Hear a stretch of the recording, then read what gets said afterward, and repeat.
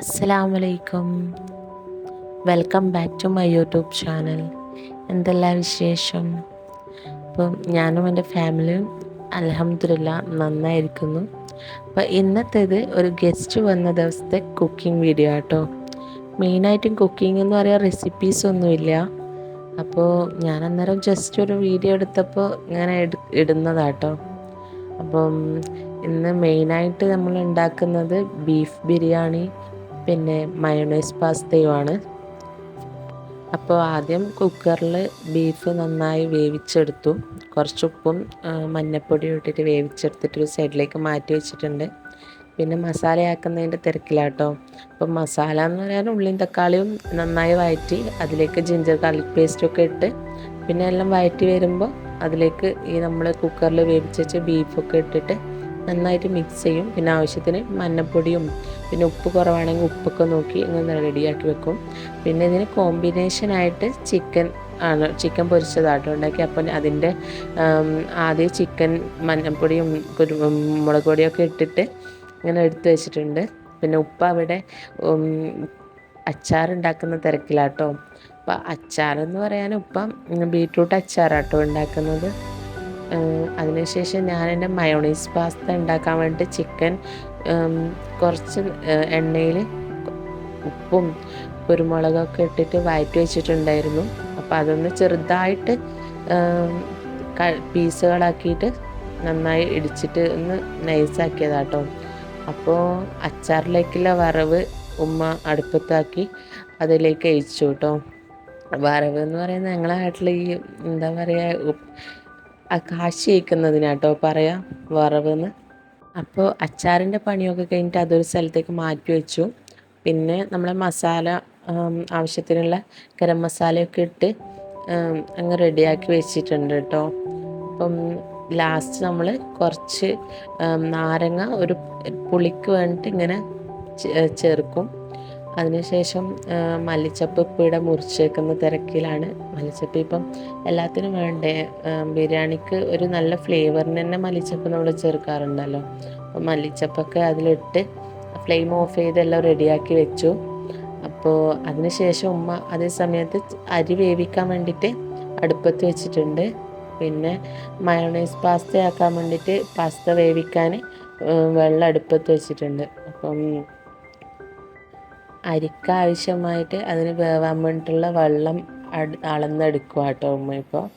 അപ്പോൾ ഒരു ഗ്ലാസ് അരിക്ക് 2 ഗ്ലാസ് വെള്ളം വെച്ചിട്ടാണ് എടുക്കുന്നത്. ഉമ്മ അത് അളന്നെടുത്തു എന്നിട്ട് മാറ്റി വെക്കുന്ന തിരക്കിലാണ് കേട്ടോ.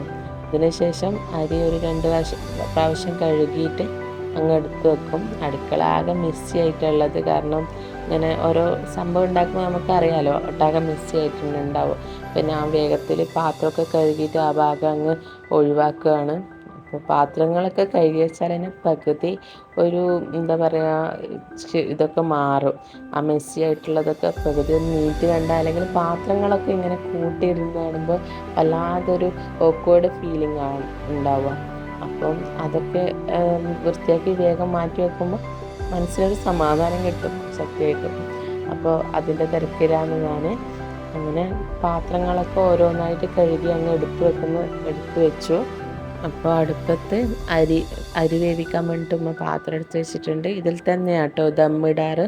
അപ്പോൾ ആവശ്യത്തിന് ആദ്യം നെയ്യ് ഒഴിച്ചു, പിന്നെ കുറച്ച് വെളിച്ചെണ്ണയും കൂടി ഒഴിച്ചിട്ട് ആക്കുന്നത്. അപ്പോൾ അതിനുശേഷം വലിയ ജീരകം ഇട്ടിട്ടുണ്ട്. പിന്നെ ബാക്കി ആസ് യൂഷ്വൽ എല്ലാവരും ഉണ്ടാക്കുന്ന പോലെ മറ്റേ കറുവപ്പട്ട അങ്ങനത്തെ സംഭവങ്ങളെല്ലാം ഇട്ടിട്ടുണ്ട് കേട്ടോ. അപ്പോൾ അതിനുശേഷം അതൊന്ന് വഴറ്റി വരുമ്പോൾ ഉമ്മ കുറച്ച് ചെറിയ ഉള്ളി ചെറുങ്ങനെ മുറിച്ചിട്ട് നൈസായിട്ട് മുറിച്ചിട്ട് അതിലേക്ക് ഇടുക കേട്ടോ. അപ്പം അതൊന്ന് മൊരിഞ്ഞിട്ട് അധികം മൊരിയണ്ട, ലേശം ഒന്ന് റെഡിയായി വരുമ്പോൾ അതിലേക്ക് ബാക്കി വെള്ളം ഒഴിക്കും. അത് എല്ലാവരും ഉണ്ടാക്കുന്നത് തന്നെ, പക്ഷെ ഞാൻ ജസ്റ്റ് പറഞ്ഞതേ ഉള്ളൂ കേട്ടോ. അപ്പോൾ ഉപ്പ ഇവിടെ ക്യാരറ്റ് എനിക്ക് മയോണൈസ് പാസ്ത ഉണ്ടാക്കാൻ വേണ്ടിയിട്ട് നൈസായിട്ട് അരിഞ്ഞിരുന്നുണ്ട്. ഉപ്പ ഒട്ടുമിക്ക എന്നെയും ഉമ്മാനെയും കിച്ചൺ പരിപാടീസിലൊക്കെ ഒരുപാട് ഹെൽപ്പ് ചെയ്യും. ഇപ്പോൾ ഓൾറെഡി പണ്ട് ദുബായിലൊക്കെ ഹോട്ടലിൽ ഉസ്താദായിട്ട് ജോലി ചെയ്തതായതുകൊണ്ട് കിച്ചൺ പരിപാടീസൊക്കെ എല്ലാം ഉപ്പാക്ക് അറിയാം. അതുകൊണ്ടൊന്നും പറയേണ്ട ആവശ്യമില്ലല്ലോ. അപ്പോൾ നല്ല ഹെൽപ്ഫുള്ളാണ് ഇപ്പം. അപ്പോൾ ഞാൻ മയോണൈസ് പാസ്ത ഉണ്ടാക്കാൻ വേണ്ടിയിട്ട് മയോണൈസ് വേവിക്കാൻ വെച്ച് വെള്ളം തിളച്ചു കേട്ടോ. അപ്പോൾ അതിലേക്ക് ആവശ്യത്തിന് ഉപ്പും കുറച്ച് ഞാൻ പാം ഓയിലാണ് യൂസ് ചെയ്യുന്നത്. അതും ഏത് ഓയിൽ ഉപയോഗിക്കാം കേട്ടോ. ഞാൻ പാം ഓയിലാണ് സാധാരണ യൂസ് ചെയ്യാറ്. അപ്പോൾ അതൊക്കെ വെച്ച് ഇങ്ങനെ റെഡിയാക്കി വെക്കുകയാണ്. അപ്പോൾ ഈ പാം ഓയിൽ യൂസ് ചെയ്താൽ എന്താ വെച്ചാൽ സാധാരണ എല്ലാ ഓയിലും യൂസ് ചെയ്താലും ഉണ്ടാകുന്നത് തന്നെ മെയിനായിട്ട് ഇതാക്കുന്നത് നമ്മൾ ഇങ്ങനെ ഒട്ടിപ്പിടിക്കില്ലല്ലോ, പാസ്ത ഒന്നും ഒട്ടിപ്പിടിക്കാണ്ടിരിക്കാൻ വേണ്ടിയിട്ടാട്ടോ ഇതാക്കുന്നത്. അപ്പോൾ അതൊക്കെ കഴിഞ്ഞിട്ട് ഞാനും ഉപ്പയും കൂടിയിട്ട് അങ്ങനെ ഉപ്പ് മുറിച്ചിട്ട് നോക്കി ഞാനൊരു ബൗളിലേക്കാക്കി വെക്കുകയാണ്. അങ്ങനെ ബൗളിലേക്കൊക്കെ ആക്കി വെച്ച് ആവശ്യത്തിന് കുറച്ച് മല്ലിച്ചപ്പൊക്കെ ഇടുകയാണ് കേട്ടോ. അപ്പോൾ വെള്ളം നന്നായി തിളച്ചിട്ടുണ്ട്. ഞാൻ അതിലേക്ക് പാസ്ത അങ്ങ് ഇട്ടെടുക്കുകയാണ് കേട്ടോ. ഈ പാസ്ത ഞാൻ മുമ്പൊക്കെ കഴുകിയിട്ടാണ് ഇടാറ്. അപ്പോൾ ഞാൻ മൊബൈലിലൊക്കെ കുറേ വീഡിയോസിൽ കണ്ടു അങ്ങനെ കഴുകേണ്ട ആവശ്യമില്ല. അത് കണ്ട മുതൽ ഞാൻ പിന്നെ കഴുകാറില്ല. ഓൾറെഡി അത് അങ്ങനെ തന്നെ ഉണ്ടാവാന്നൊക്കെ പറഞ്ഞിട്ട് വീഡിയോസ് കണ്ടേ പിന്നെ ഞാൻ അങ്ങനെ തന്നെ ഡയറക്റ്റായിട്ട് അതിലേക്ക് ഇടാം കേട്ടോ. അപ്പം ഉമ്മ അരി കഴുകി വെച്ചിട്ടുണ്ട്, പിന്നെ അവിടെ മസാലയും റെഡിയായി വെച്ചിട്ടുണ്ട് കേട്ടോ. അപ്പോൾ പാസ്ത ഇങ്ങനെ തിളച്ചുകൊണ്ടിരിക്കുന്നുണ്ട്. അതൊക്കെ കഴിഞ്ഞിട്ട് മയോണൈസൊക്കെ ഉണ്ടാക്കി. അപ്പോൾ ആ സമയമാകുമ്പോഴത്തേക്ക് തന്നെ വെള്ളം തിളച്ച് ഉമ്മ അരിയൊക്കെ ഇട്ട് കേട്ടോ. പിന്നെ ഇത് ഞാൻ ഫസ്റ്റ് ടൈമായിട്ട് ഉണ്ടാക്കുന്നതാണ്. മുമ്പൊക്കെ എൻ്റെ ഇത്താത്തയായിരുന്നു ഉണ്ടാക്കി തരാറ്. അപ്പോൾ ഞാൻ ഇപ്രാവശ്യം ഇത്താത്ത ഇല്ലാത്തതുകൊണ്ട് ഞാൻ ഒറ്റയ്ക്ക് തന്നെ ഇത്താത്തനോട് റെസിപ്പി ചോദിച്ച് വാങ്ങിയിട്ട് ഉണ്ടാക്കുവാണ് കേട്ടോ.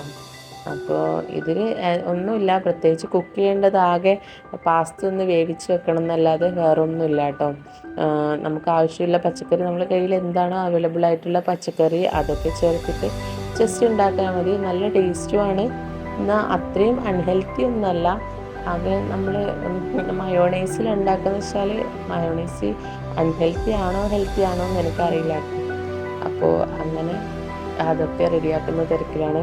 അപ്പോൾ ഇത് ഫുള്ളായിപ്പോയി, ആ പാത്രം മൊത്തം ഫുള്ളായിപ്പോയി. അപ്പോൾ ഞാൻ ജസ്റ്റ് ഒന്ന് ആ പാത്രത്തിൽ മിക്സ് ചെയ്യാൻ പറ്റാത്തതുകൊണ്ട് പാത്രം ഒന്ന് ചേഞ്ച് ആക്കിട്ടോ വേറൊരു വലിയ പാത്രത്തിലേക്ക് അത് മാറ്റിയിട്ട് അതിൽ ആവശ്യമായിട്ട് മിക്സ് ചെയ്തിട്ട് നമുക്ക് നോക്കാം. മയോണൈസ് കുറവാണെങ്കിൽ നന്ന ലൂസും ആവാൻ പാടില്ല, നല്ല ടൈറ്റും ആവാൻ പാടില്ല. ഇതിൻ്റെ കൺസിസ്റ്റൻസി അങ്ങനെയുള്ളതാണ്. അപ്പോൾ അങ്ങനെയൊക്കെ നോക്കി അതൊക്കെ റെഡിയാക്കി വെച്ചു.